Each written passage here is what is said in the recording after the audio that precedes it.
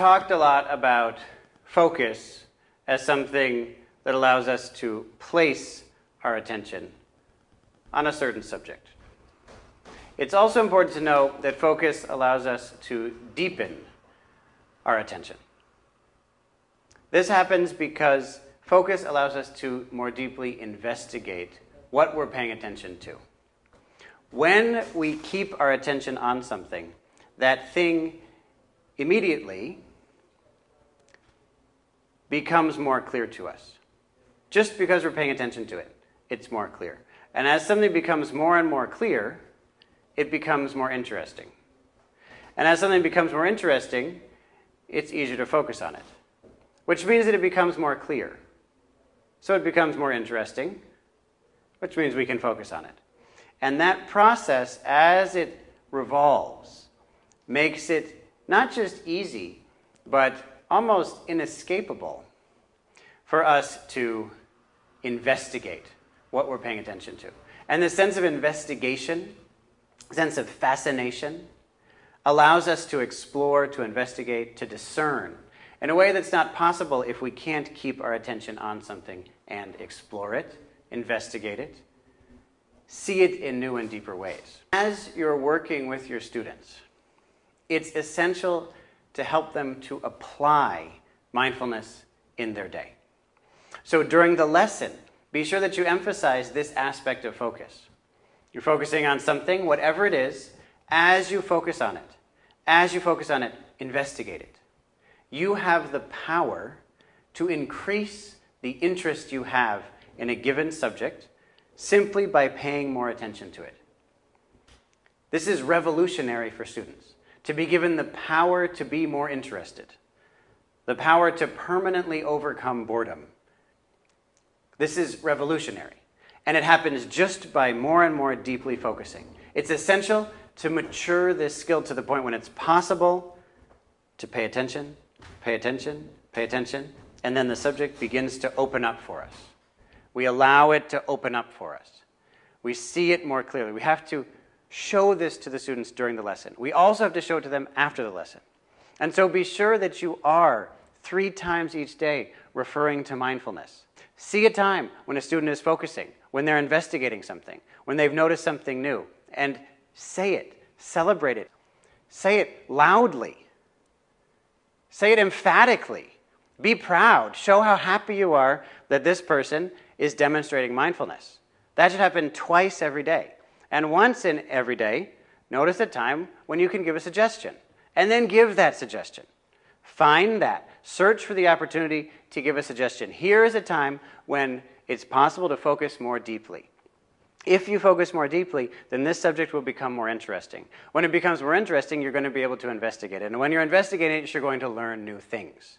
It's essential that we give them these 3 opportunities every day to apply mindfulness. Otherwise, it's not possible for us to realistically expect results to come. It's essential every day we learn the skills, we deepen them. Every day we apply the skills. Every day this happens. Let me give you another example. A student might say, I was bored. That was boring. What you might say, yes. Boredom is a big problem for people. People are bored all the time. It's a really big issue. Thanks for bringing that up. That's why we're practicing mindfulness.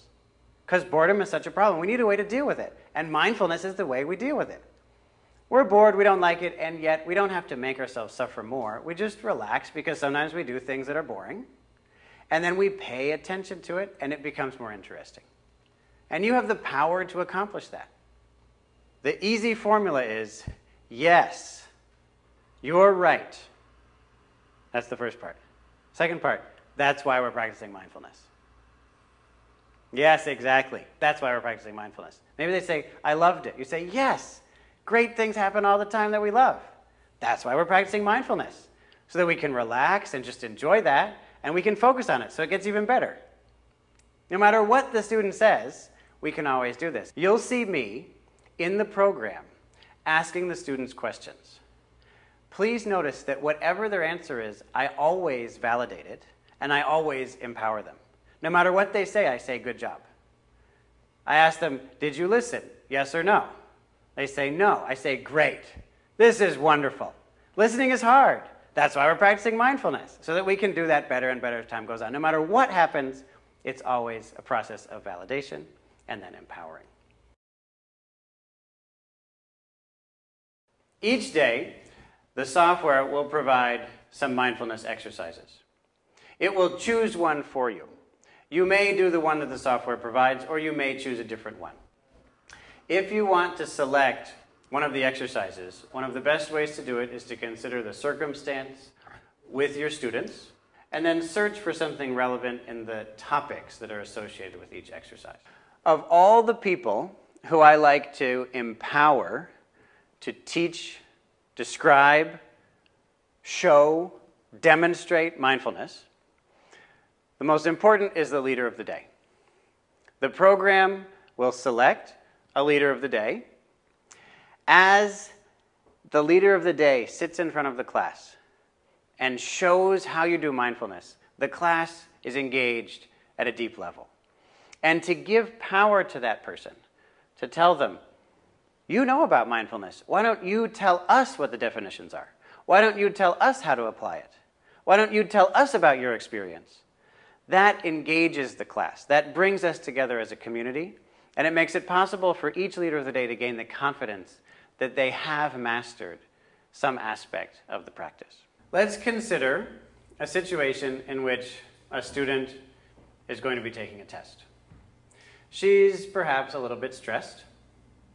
She doesn't know what's going to happen, and that can be a source of stress. But she knows, because she does mindfulness every day, because her teacher encourages her to apply mindfulness, that she's able to relax. And furthermore, because she's actually tried that in the past, she knows that relaxation helps her to perform better than she does when she's stressed.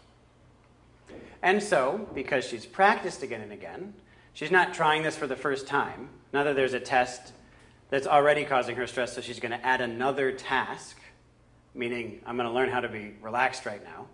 She already knows that skill. So it happens naturally. She's able to apply it with very little effort. She naturally relaxes. Once she's in the test, it's more likely that she'll focus. Why? Because she's practiced again and again. She knows that she can focus. She already has that skill. She applies it. And because she's more relaxed and more focused, she in all likelihood does better on that test and in all future tests that she has.